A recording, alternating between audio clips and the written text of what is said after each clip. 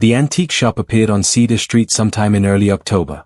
I walked down that street every day on my way to work, and I swear it wasn't there on Monday, but by Tuesday morning, Harper's Rare Finds occupied the space between the dry cleaners and the coffee shop as if it had always been there. Something about its suddenly there presence nagged at me, but the ornate music box in the window caught my eye. It was exquisite, polished mahogany with brass fittings and delicate mother-of-pearl inlay. Before I knew it, I was pushing open the door, a small bell announcing my arrival. The shop's interior was dimly lit and cluttered with objects that seemed to defy categorization, taxidermied animals posed in unnaturally human positions, masks from cultures I couldn't identify, and glass jars containing what looked like preserved specimens floating in yellowish liquid. "Can I help you find something specific?" The voice came from behind a towering bookshelf. An elderly man emerged, his back severely hunched, wearing small round spectacles that magnified his pale eyes to an unsettling degree. The nameplate on his vest read Harper. "The music box in the window," I said. "I'd like to see it." Harper smiled, revealing teeth too perfect for his weathered face. "Ah, excellent taste. That piece is Austrian, early 19th century. Belonged to a countess who was known for her beautiful singing voice, until she lost it under mysterious circumstances." He retrieved the box and placed it carefully on the counter between us. Up close, I could see the craftsmanship was even more remarkable than I'd thought.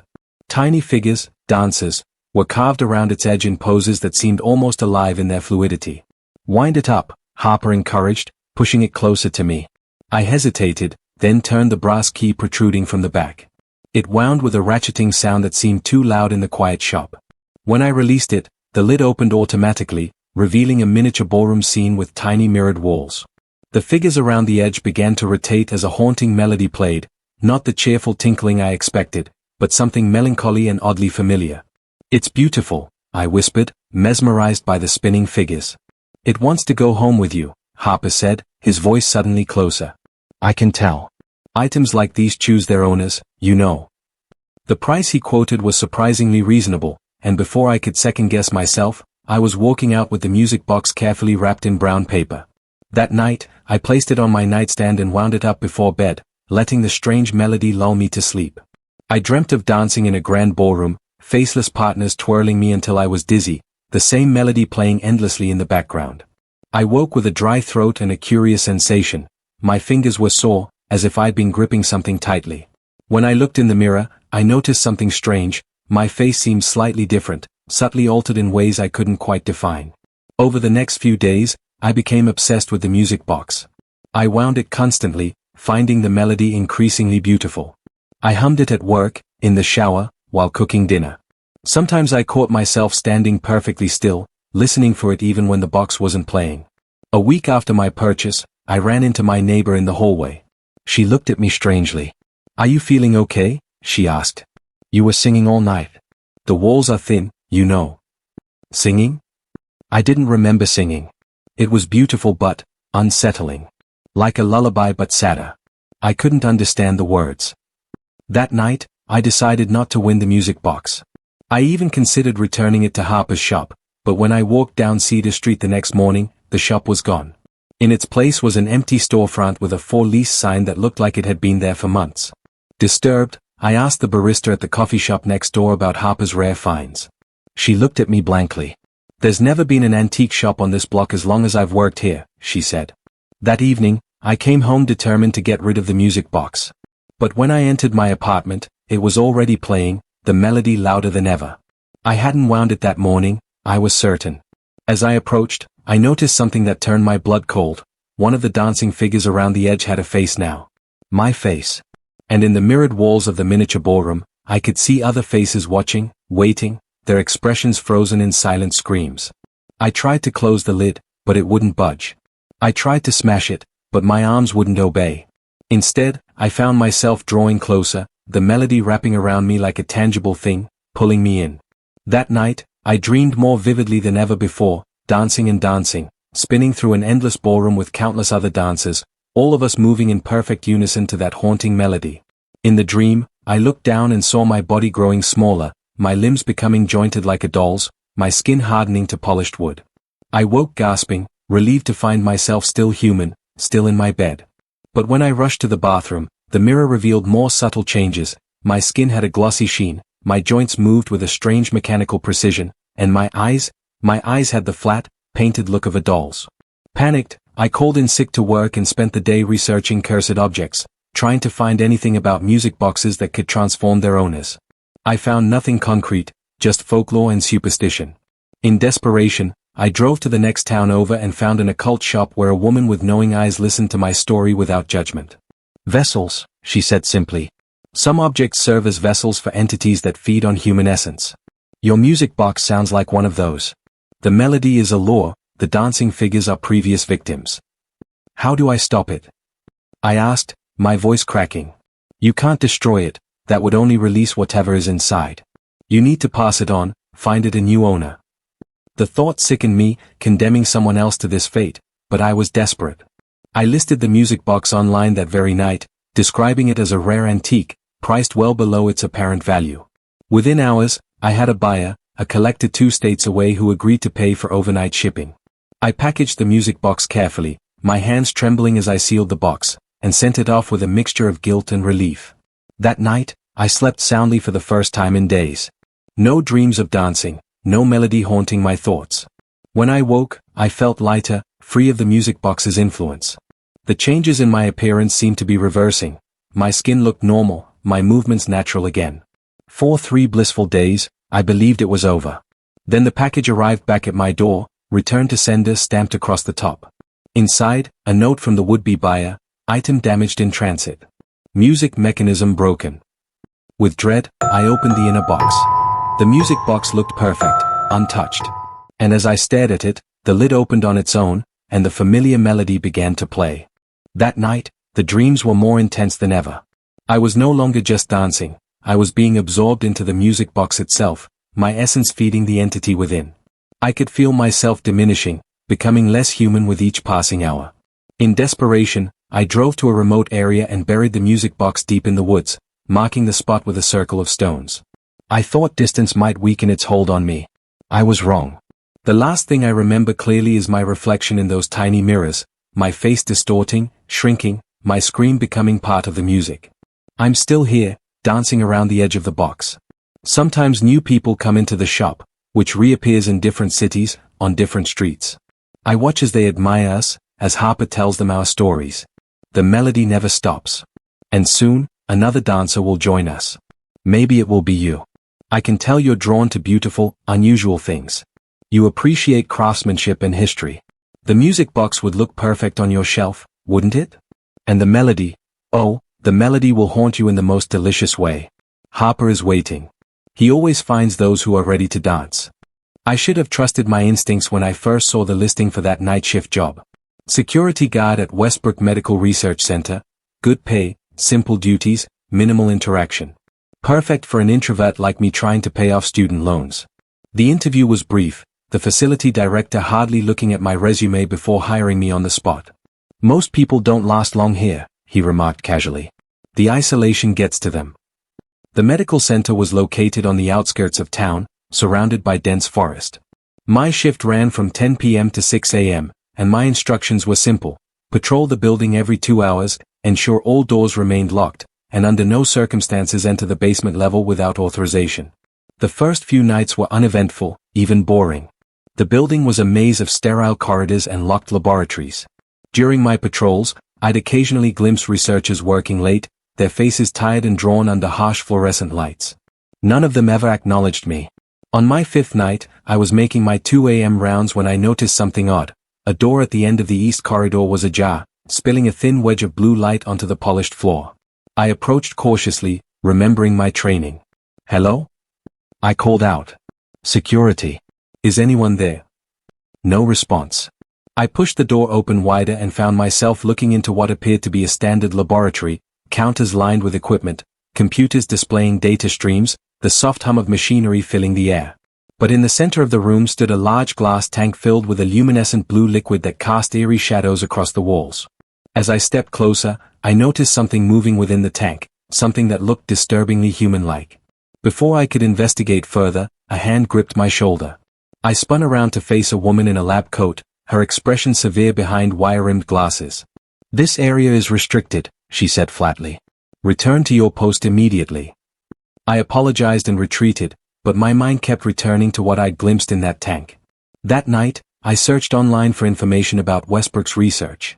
Most results were vague mentions of cutting-edge medical advancements and revolutionary cellular therapy, but on page 6 of the search results, I found a local news article from 2 years ago about 3 research assistants who had gone missing from the facility.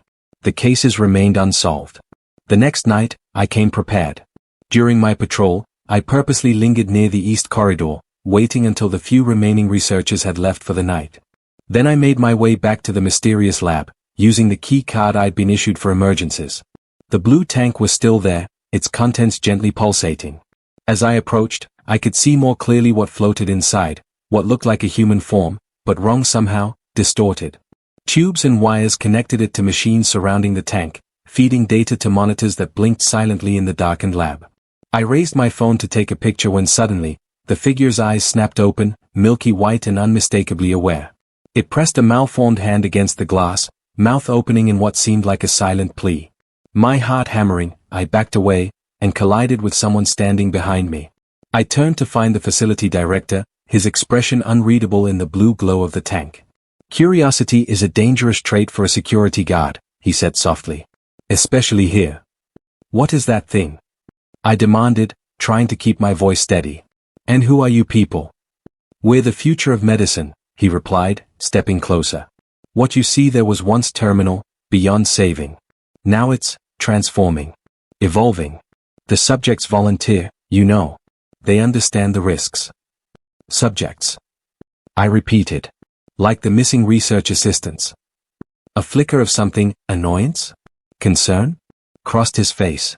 "You should have stayed at your post, James. Now you've complicated things." I didn't wait to hear more. I shoved past him and ran, not stopping until I reached the parking lot. I drove home in a panic, threw some clothes into a bag, and left town that night. 3 days later, holed up in a motel 2 states away, I started feeling strange. It began with a persistent headache, followed by a fever that made my skin feel too tight. When I looked in the mirror, I noticed faint blue lines tracing the veins in my forearms, just beneath the skin.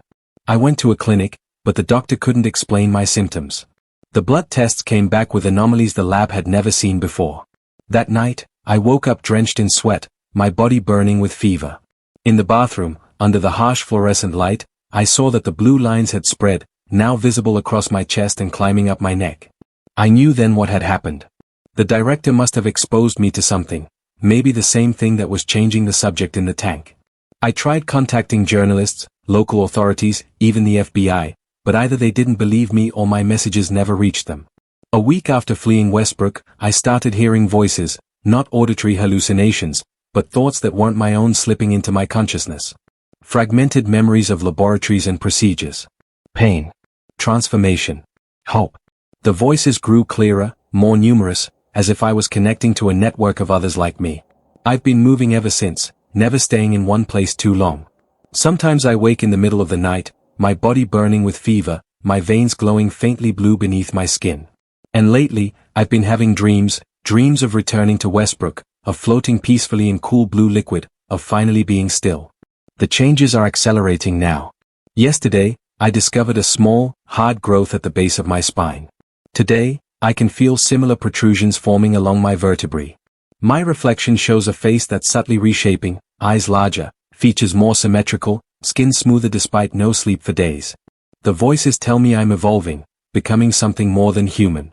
They tell me to embrace the change, to return to Westbrook where others like me are waiting.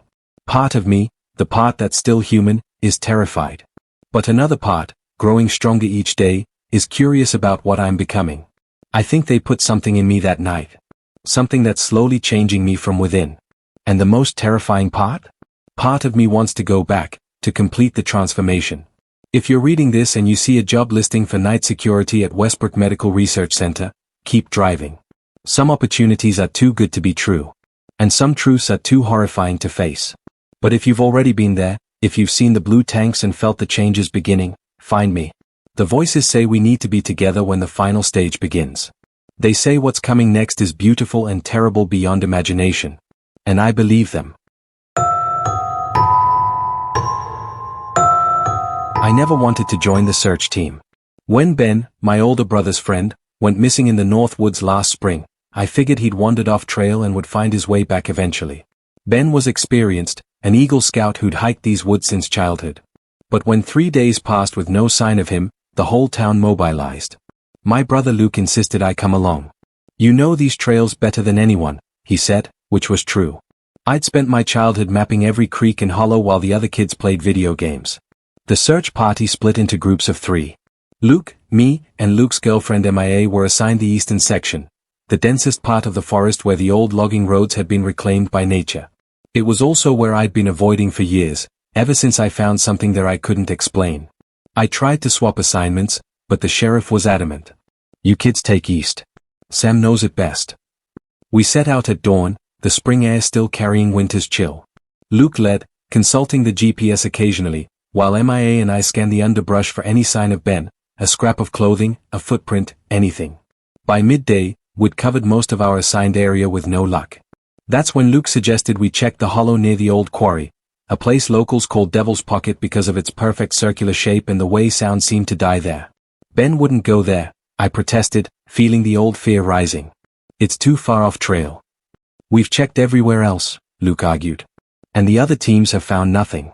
We have to try." Reluctantly, I guided them toward Devil's Pocket. The forest grew denser as we approached, the trees older and gnarled, their branches forming a canopy that blocked out most of the sunlight. Birds fell silent. Even the constant buzz of insects faded. "It's so quiet," Emma whispered, instinctively lowering her voice. "Like the forest is holding its breath." We reached the rim of the hollow around 3 in the afternoon. Devil's Pocket lay below us, a perfect circle of flat land surrounded by steep slopes, maybe 50 yards across. From our vantage point, we could see the entire depression. It was empty. "Nothing down there," Luke sighed, clearly disappointed. "Let's head back before it gets dark." I should have agreed. Should have turned and never looked back. But something caught my eye, a flash of unnatural color among the dead leaves covering the hollow's floor. "Wait," I said, pointing. "What's that?" Luke squinted, then his expression changed. "That's Ben's backpack." I recognized the patch. Without waiting, he started making his way down the steep slope, sending small avalanches of pebbles ahead of him. "Luke, wait." I called, but he was already halfway down. MIA looked at me uncertainly. "We should follow him," she said. I nodded, though everything in me screamed to run in the opposite direction. Together, we carefully descended into Devil's Pocket. The silence was absolute once we reached the bottom. No wind, no distant forest sounds, nothing. Luke was already kneeling beside Ben's backpack, examining it. "It's definitely his," he confirmed, showing us the distinctive patch from Ben's time in the army. "But where is he?" I scanned the hollow, feeling increasingly uneasy. The place was exactly as I remembered it from my childhood, perfectly circular, with smooth walls of exposed rock rising on all sides. No caves or crevices where someone could hide. Just open space and dead leaves. "There's no way he could have gone from here," I said. "Unless he climbed out." "Maybe he's hurt," MIA suggested. "We should spread out, check if there's any sign of which way he went." I wanted to object, to insist we leave immediately, but I couldn't explain my fear without sounding crazy. So I nodded, and we each took a different section of the hollow. I'd gone about 15 yards when I noticed something strange about the ground beneath my feet. The layer of dead leaves seemed to shift slightly with each step, not like leaves should, but like something solid covered by a thin veneer. I knelt down and brushed away the leaves, revealing smooth, dark stone beneath, not natural rock, but something that looked almost polished, with faint markings etched into its surface. "Guys," I called out, my voice shaking. "I found something." Luke and MIA joined me, and together we cleared more leaves, uncovering a circular pattern of interlocking symbols that spread outward from where I'd first noticed the stone. "What is this?" MIA whispered, tracing one of the symbols with her finger. Before I could answer, the ground beneath us trembled slightly. The symbols began to glow with a faint blue light. "We need to leave," I said urgently, standing up. "Now." But it was too late. The entire hollow floor was vibrating, leaves dancing across its surface as the hidden pattern fully revealed itself, a massive circular design covering the entire floor of Devil's Pocket. Luke grabbed my arm, his face pale. "Sam, what the hell is happening?" I opened my mouth to respond when a low humming filled the air, growing louder until it became almost painful. The symbols glowed brighter, pulsing in unison. And then, in the center of the circle, the air opened. There's no other way to describe it. It was as if reality itself split, revealing a swirling darkness beyond. From that darkness, something began to emerge, something tall and thin, with too many limbs moving in impossible ways. "Run!" I screamed, pulling Luke and MIA toward the slope we'd descended. But as we reached it, we found the rock face now smooth and unclimbable, as if it had been artificially polished. We were trapped. Behind us, the humming grew to a deafening pitch as more shapes began emerging from the tear in reality, shadowy forms that seemed to bend and twist as they moved toward us. "There!" MIA shouted over the noise, pointing to a narrow crack in the hollow's wall that hadn't been there before, or that we hadn't noticed. Without hesitation, we ran for it. The crack was barely wide enough for us to squeeze through one at a time. I pushed MIA through first, then Luke. As I prepared to follow, I looked back. The hollow was now filled with the strange entities, dozens of them, surrounding the pulsing portal. And at their center stood a figure I recognized, Ben. But not Ben as we'd known him. His face was blank, expressionless, his movements mechanical as he turned toward me. He raised his arm, pointing directly at me. And he spoke, his voice somehow carrying over the deafening hum. "They've been waiting for you, Sam. They remember you from before." I dove into the crack, scraping my sides raw as I forced myself through. On the other side, Luke and MIA were waiting, their faces etched with terror. "What did you see?" Luke demanded. "What happened to Ben?" I couldn't answer. We ran through the forest, not stopping until we reached the search party's base camp. We told them we'd found Ben's backpack but nothing else. How could we explain what we'd really seen? The search was called off a week later. Ben was officially classified as missing, presumed dead. But I know he's not dead. Sometimes, on quiet nights, I hear his voice in my dreams, still saying those words. "They've been waiting for you, Sam. They remember you from before." And I've started noticing symbols appearing around town, carved into trees, drawn in chalk on sidewalks, the same symbols from that hidden pattern in Devil's Pocket. 3 months after the incident, MIA disappeared. The police found her car parked near the trailhead that leads to Devil's Pocket. Luke became obsessed with finding her, spending days in the forest, coming back only for supplies before heading out again. Last week, he came to my house at midnight, soaking wet despite the clear night sky. His eyes were different, wider, darker, as if the pupils had expanded to consume the iris. "I found her, Sam," he whispered. "I found them all. They showed me everything." He tried to convince me to go back to Devil's Pocket with him. When I refused, he just smiled, a strange, twisted smile that didn't look right on his face. "They'll find you anyway," he said, backing away into the darkness. "They know your scent, your thoughts. They've been inside your head since you were a child." That was the last time I saw Luke. The police are looking for him now, another missing person in our small town's growing list. I've packed my things, ready to leave town tomorrow. I don't know if putting distance between myself and Devil's Pocket will help, but I have to try. As I write this, I can hear something scratching at my window, not like tree branches, but deliberate, patterned. 3 short scrapes, 3 long, 3 short again. When I look, there's nothing there, but the glass is fogged from the outside, as if something cold had been pressed against it. And I keep finding those symbols, now they're appearing in my home. This morning, they were etched into the condensation on my bathroom mirror. By the time I wiped them away, my fingertips were numb with cold. They're looking for me. And I don't think I can hide much longer. If you're ever hiking in the North Woods and come across a perfectly circular hollow in the forest, turn back immediately. Don't look too closely at the ground beneath the leaves. Don't listen if you hear someone calling your name. And if you ever meet someone named Sam who seems jumpy and paranoid, who keeps looking over their shoulder as if expecting something to be there, just walk away. Whatever is hunting me might decide you look interesting too. I think they're here now. I can hear that humming sound again, coming from just outside my door. The symbols on the paper where I'm writing this are starting to glow with that familiar blue light. I guess I'm not leaving town after all. If you enjoyed any of these stories, make sure to subscribe, like and hit the notification bell for more stories like this.